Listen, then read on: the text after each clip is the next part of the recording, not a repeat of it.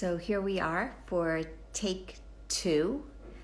Laurie Watter from All Points North Lodge and Jimmy Hamm from The Bridge, NYC. So let's see if we could do this a little bit easier than we did it before. So I am coming live from New Jersey.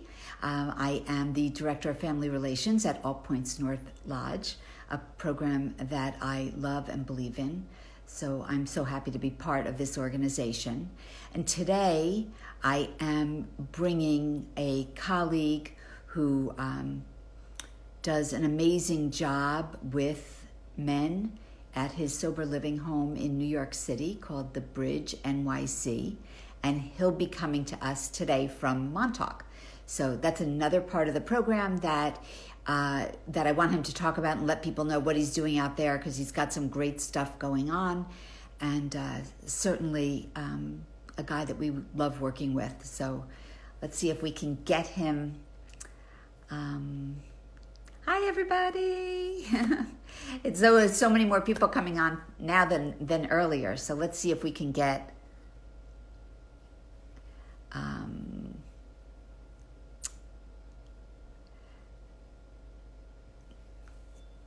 love you, Adele. So I did do what you said, Keith. I did press the two little faces on the bottom, but I still didn't get Jimmy. So let's see if we can be more successful than we were earlier today. So there he is. I see Jimmy is waving at me, and we are gonna connect.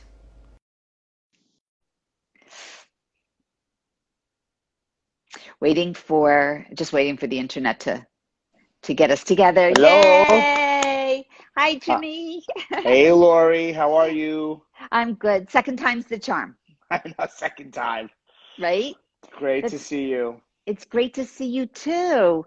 So, of course, I was on earlier all by myself telling everybody how I was wonderful I think there, you are. but you couldn't see me. I heard it. Right. Okay. So I was flying solo, sort of. It's always nice to know there's support in the background. So, so one of the reasons that I asked you to come on today is because I do want everybody to know who you are and what you do. And not just the Bridge, NYC, but I also want you to talk about what you're doing in Montauk. Okay. And then I could tell everybody again why I think you're so amazing. Oh, you're too kind. So why don't you introduce yourself and tell us what you do, a little bit about your program, and what you've got going on in Montauk.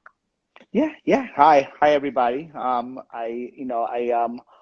own the Bridge NYC Sober Living, male only, Upper East Side of Manhattan, on 84th between First and Second. We've been around right now for 3.5 years. It's this pandemic thing. It's been a wild ride in this sober living world, but thankfully, we have kept everybody safe and healthy, which is right now of paramount importance. Hasn't been totally smooth, but it's but the bottom line is everybody is safe and we are doing fine. We're just we adhere basically. We're a strong proponent of following the 12 steps of Alcoholics Anonymous or any other fellowship, and we do adhere to all the guidelines of what the sober community offers. And bottom line is we do have required meetings that these guys go to per week. We make sure they're set up with the proper medical staff, and we do constant testing in terms of breathalyzing and specimen cups. So, I know firsthand the great work that you do, and how you really handhold the men that come to you and really get them on track and support them however little or much that they need. And it's part of the great work that you do. And you're just a fun guy and help people see that there is life after treatment and life after, right? So and That's one of the reasons I adore you. I go, there are other reasons that I adore you, which I had talked about a little bit earlier when I was all by myself, but how you tried to teach me the subway system. Right. And I know, Unfortunately, our next lesson is going to have to wait for a while because I don't plan on getting on the trains for at least a year. So I'll be Ubering right there with you. yeah, I don't plan on getting on the trains for a while either. But so uh, before you get into Montauk, I just want to be sure that we talk about this because I've been enjoying your live video of the celebrations for the essential workers and the frontline healthcare workers Hmm. coming out of New York City, which is, so moving. And I have to say that I am a healthcare provider. My background is in nursing, so I am so appreciative of the work that the frontline healthcare people have been doing, as well as all of the other essential workers that we've really never taken the time to recognize and um, applaud them for their efforts, things that we just don't think about, and how desperately needed these people were, that, people in the grocery stores and truck drivers and sanitation workers and police officers and all of the people that showed up and continue to show up every day in the midst of the pandemic when we had very little information. Um, and it's I can't even imagine where we would be without their commitment to their job. So I want to applaud them, and I do appreciate getting to see that the appreciation coming out of New York that you were posting. Yeah, it really is interesting times. I mean, you could say what you want about New York City, but I lived there during 9/11, and I mean, I wasn't around for the crash of 29, so I can't imagine what was going on then. But you look at, that was, I guess that was one of the first major, events in New York, and then September 11th. I remember that very well. I actually volunteered for the Red Cross, in that situation, helping the frontline workers, and and then seeing the city rally around again during this tough time. For the most part, which was amazing, that most people were following the social protocol. It was most important that the people in my house were following it. Right, People, they didn't like it, but they followed it because they had to, because that's what we're doing.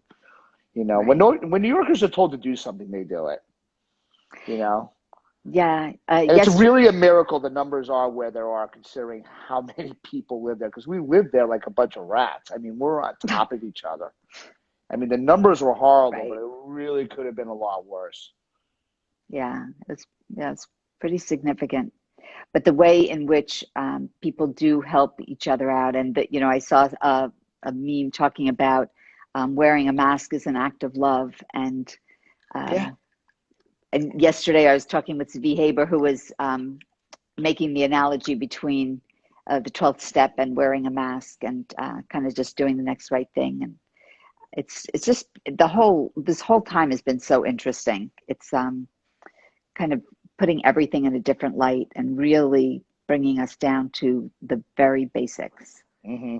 And I feel like every day I get up and show up and Zoom with my Yeah. leggings and slippers, and Yeah. just it's like, here we go, another day. And it's been months now that we've been kind of in this cycle. Right. And Yeah, I don't think it's going to get like any easier. I mean, I know people are itching to get out now. I mean, it's human nature. People need to be around people. But from what I can see, I look at, I watch, a lot of news, and I look around the country, and I don't see people social distancing at all in other places, which is amazing to me. But if you go to New York and you see what we're doing there in New York City, most densely populated city in the United States, I mean, people for the most part, not everyone, but the majority are definitely adhering to the yeah, rules. Even as they lift, I don't think people are going to change. I think they're still going to do it. I really do. yeah. Well, I think that the city has really been slammed pretty hard. I mean, it was for a while there, it was just horrific. And even New Jersey, where I am, it's still people are having a tough time, and I think we're all taking it really seriously. But the time that I was at All Points North Lodge, and certainly I was quarantined and tested before I was allowed into the community, when I left to come back to New Jersey, I had almost kind of forgotten because it was like kind of living in this other reality. Hmm. It kind of like took me by surprise when I realized exactly what's still going on, in the real world.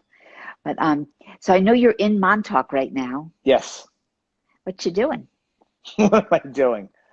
I also, besides having a sober living, I also dabble in the sober vacation world, which I've been doing for quite some time. I've been doing this for about 10 years. And I run a sober share house in New York. I mean, in Montauk. And it has nothing to do, it's not a therapeutic environment. It's for people in New York City recovery that just want to go to a safe space and have a good time. And believe it or not, I have a lot of normies, people that aren't in the program that participate as well. I would say 10% of my people are not people in recovery. They're just people that just want to be in an environment that there's no drinking or substance abuse. So I've been doing this for quite some time. I was worried about doing it this year. I'm following the same guidelines out here than I do in New York. Everybody's being tested, for the antibodies and the COVID test. I'm testing everybody at my house, and then they're coming out here. Obviously things are going to be different. There's not going to be a lot of turnover like I usually have. There's going to be barely any turnover, and it's going to be much more toned down. Um, but still, I felt it was my obligation to still go forward and do it as long as we do it safely. Right. That's great. That yeah, and I know that this is something you've been doing for a while, and I've seen pictures pop up, and it does look like you guys have a really good time. Yeah, I've been doing it since 2009. Wow, Yeah. that's great. So I am so happy that we were able to connect this way. Yes. Um, I want you to be able to tell people how they can reach you.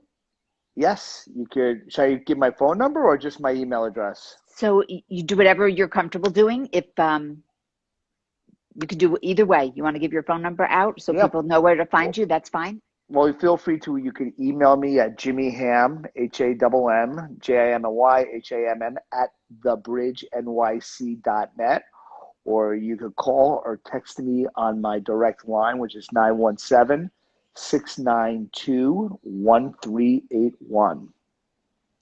Thank you so much for being with me Always a today. pleasure, Laurie. Always a pleasure to Yeah, see you. it was fun. I'm glad we got it to work this time. Hopefully, we'll be able to do lunch at the Smith sooner rather than later. Absolutely. And have a great weekend. You too. All right. Take care. Bye bye. Bye.